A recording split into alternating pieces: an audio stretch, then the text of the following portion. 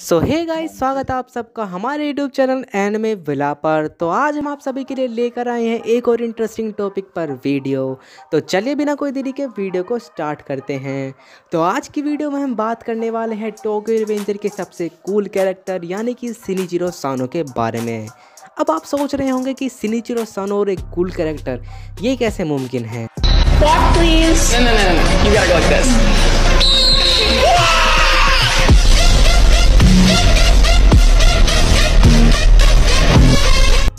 क्योंकि हमारे बेचारे शिनिचिरो सानो को ज़्यादातर स्क्रीन टाइम बहुत ही कम मिला है इस एनिमे में। तो आप सभी शिनिचिरो सानो के बारे में नहीं जानते हैं और ना ही उसके बारे में कोई बात करना चाहता है। तो मैंने सोचा क्यों ना उसके बारे में बात की जाए कि आखिर ये बंदा है कौन, इसकी पर्सनैलिटी कैसी है, ये बंदा कितना ताकतवर है। तो मैंने इसके ऊपर रिसर्च की और मांगा पूरी पढ़ी। तो मुझे इसके बारे में बहुत ही इंटरेस्टिंग बातें पता चली जो कि मैंने सोचा कि आप सभी को भी बतानी चाहिए। तो उम्मीद है आपको ये बातें अच्छी लगेंगी और शॉकिंग भी और मज़ेदार भी, और हाँ सबसे ज़रूरी बात स्पॉइलर से भरी भी, क्योंकि इस वीडियो में स्पॉइलर बहुत ज़्यादा होने वाले हैं।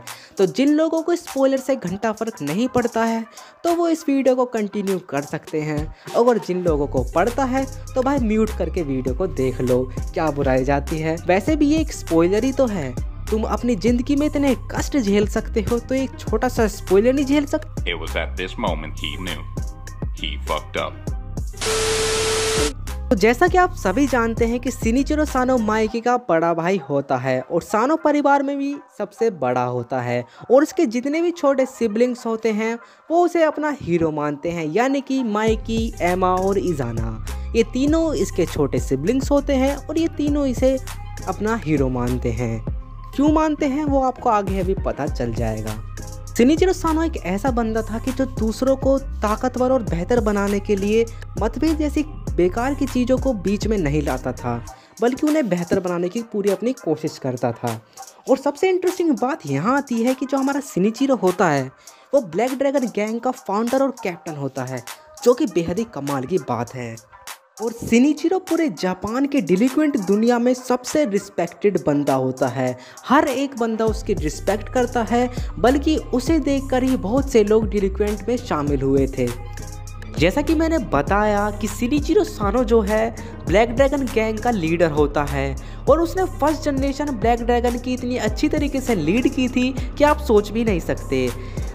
शिनिचिरो सानो बेहद ही कमज़ोर फाइटर है, लेकिन जब एक गैंग को लीड करने की बात आती है तो शिनिचिरो सानो एक अलग ही लेवल पर पहुंच जाता है। सभी बंदे उस पर ट्रस्ट करते हैं, उस पर भरोसा करते हैं, उसकी रिस्पेक्ट करते हैं, और उसे देखकर ही डिलिक्वेंट की दुनिया में शामिल होना भी शुरू हो गए थे। और हमारे शिनिचिरो को इन चीज़ों के अलावा भी किसी और चीज़ में इंटरेस्ट था, जैसे कि मोटरसाइकिल पर काम करना। उसका एक गैराज था जिसमें वो मोटरसाइकिल पर काम करता था, और वो गैराज उसके गैंग मेंबर के लिए एक हेवन की तरह था, क्योंकि सभी लोग वहाँ पर आराम करने के लिए आते थे, मज़े करने के लिए आते थे। जैसा कि आप सभी ने एपिसोड 16 में देखा था, जब बाजी और काजुटोरा शिनिचिरो की गैराज में चोरी करने के लिए जाते हैं ताकि वो माइकी के लिए एक बाइक ले सके उसकी बर्थडे प्रेजेंट के लिए, लेकिन तभी वहाँ पर शिनिचिरो आ जाता है और बाजी को पहचान लेता है। काजुटोरा ये नहीं जानता था कि शिनिचिरो ही माइकी का बड़ा भाई होता है, और इसी कारण से वो उसके सर पर एक व्रेंच से वार कर देता है, जिसके कारण से शिनिचिरो 23 साल की उम्र में ही मर जाता है, जो कि सबके लिए एक बहुत ही दुख भरा सीन होता है, जो कि टोक्यो रिवेंजर्स के फैन हैं। और तब हमारा काजुटोरा कहता है कि ये भी माइकी की गलती है। मतलब इस बात का वैसे कोई सेंस नहीं था, लेकिन फिर भी मतलब क्या ही कहें काजुटोरा को। वो पैदा भी हुआ होगा तो उसने यही कहा होगा कि ये भी माइकी की गलती है। अगर हम बात करें शिनिचिरो सानो की पर्सनैलिटी के बारे में, तो शिनिचिरो सानो ताकेमिची की तरह ही एक कमज़ोर इंसान था जिसे वीक टू वुमेन कहा जाता था। लेकिन शिनिचिरो सानो एक बेहद ही कमाल का बंदा था, क्योंकि उसे उसके फेलो मेंबर ही नहीं बल्कि राइवल गैंग्स भी उसकी रिस्पेक्ट करती थी उसकी हम्बल नेचर की वजह से।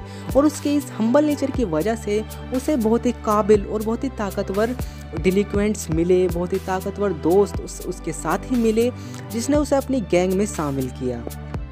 लेकिन टाइम बीतता गया और उसके चलते चलते एक दिन शिनिचिरो सानो ने ब्लैक ड्रैगन गैंग को छोड़ दिया। क्योंकि सिनिचिरो का सपना था कि किस दिन माइकी और इज़ाना ब्लैक ड्रैगन गैंग को संभाले। लेकिन जब उसने देखा कि कैसे ब्लैक ड्रैगन गैंग एक ब्रूटल ऑर्गेनाइजेशन में बदलते हुए दिख रही है, कि कैसे ब्लैक ड्रैगन एक क्रिमिनल एक्टिविटीज़ में इन्वॉल्व हो रही है, तो उसे बेहद ही बुरा लगा। और अगर आप सभी को याद हो तो माइकी और डाराकिन ने एक बार कहा भी था कि ताकेमिची की पर्सनैलिटी सिनिचिरो सानो से मैच करती है। और प्रीवियस एपिसोड में जिसमें बाजिसा की डेथ हो जाती है, उसमें बाजिसा मरते वक्त ताकेमिची से कहते